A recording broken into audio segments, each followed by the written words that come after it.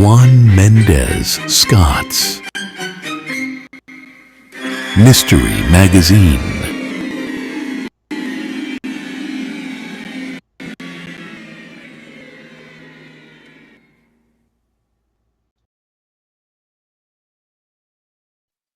The Bachelor Party, Chapter 15. The Taunts with a Twist. The bookstore was alive with the hum of conversation, the rustle of pages being turned, and the soft tapping of fingers against keyboards as customers browsed, read, and shopped. The scent of fresh coffee wafted from the cafe in the corner, mingling with the faint, comforting smell of new books. It was a scene of quiet energy, the kind that reminded me of why I fell in love with storytelling in the first place. I sat at a table near the back, a long line of people snaking through the aisles, each holding a copy of my latest novel, waiting for their turn to get it signed. The table was stacked with neat piles of my books, the glossy covers catching the light as I moved from one autograph to the next, exchanging smiles and a few words with each reader. It was a moment I'd dreamed of for years, but one that had felt so out of reach not too long ago. And yet, here I was, Malik Carter, best-selling author, signing books for fans who had connected with my stories, who had found something in them that resonated. I couldn't help but smile, the joy of this moment filling me with a warmth that was new, a peace I hadn't known in a long time. Nia stood beside me, her hand resting lightly on my shoulder as she chatted with some of the customers. She was glowing, her eyes bright with pride and happiness, her presence a steady, comforting force that had guided me through some of the darkest moments of my life. Together, we had built something beautiful, something that had given me a second chance, not just at success, but at life itself. "Thank you so much for coming," I said to a woman as I handed her a signed copy of my book. "I hope you enjoy the story." She smiled broadly, clutching the book to her chest. "I've been a fan since your first novel. This one looks amazing. I can't wait to read it." I nodded, feeling a swell of gratitude. "I appreciate that. It means a lot to hear." The line continued to move, and I signed book after book, each interaction reminding me of how far I'd come. The weight of my past, the guilt and pain that had once threatened to drown me, was gone. In its place was a sense of purpose, of fulfillment, in a future that I was finally ready to embrace.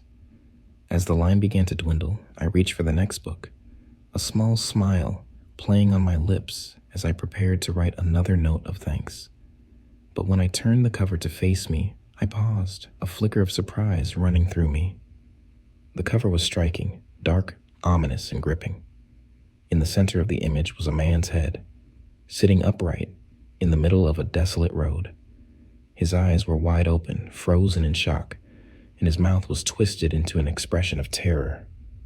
The title, The Bachelor Party, was emblazoned across the top in bold blood-red letters. For a moment, I simply stared at the cover, the image pulling me back to that fateful night. But this time, without the pain, without the guilt. It was just a story now. A story that I had taken and turned into something powerful, something that had helped me find my way back to myself. I glanced up at Nia, who was watching me with a knowing smile. Her eyes sparkled with amusement, and she gave me a subtle wink. It was a silent acknowledgement of how far we'd come, of the journey we'd taken together, from the darkness of the past to the light of the present. I returned her smile, feeling a deep sense of satisfaction and contentment. The book in my hands was more than just a novel. It was a symbol of my redemption, of the life I had reclaimed and the future that lay ahead. And for the first time, in a long time, I felt truly at peace. As I signed the book with a flourish, I looked up at the reader, waiting patiently before me. "This one's special," I said, handing it to him. "I hope it surprises you." He grinned, nodding eagerly. "I'm sure it will." "Thanks, Malik." With a final smile, I watched him walk away, the book clutched tightly in his hands, ready to dive into the story I had poured so much of myself into. The line was nearly gone now, just a few more people waiting, but the sense of accomplishment, of having finally made it to the other side, was overwhelming. Nia leaned in closer, her voice soft and filled with love. "You did it, Malik. You really did it." I turned to her, the woman who had stood by me through everything, who had believed in me even when I couldn't believe in myself. "We did it," I corrected, my hand reaching up to cover hers. "I couldn't have done any of this without you."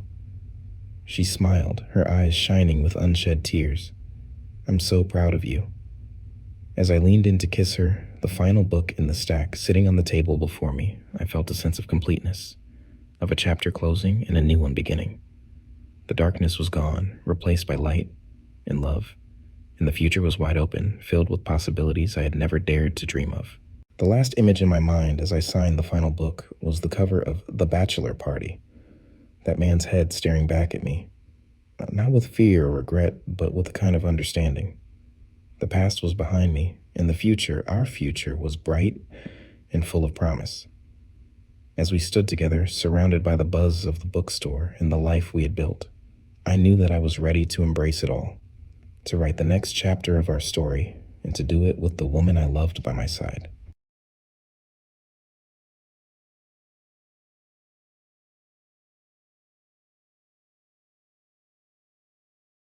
Thank you for watching Juan Mendez Scott's Mystery Magazine. Stay tuned for more mystery and suspense. And please subscribe.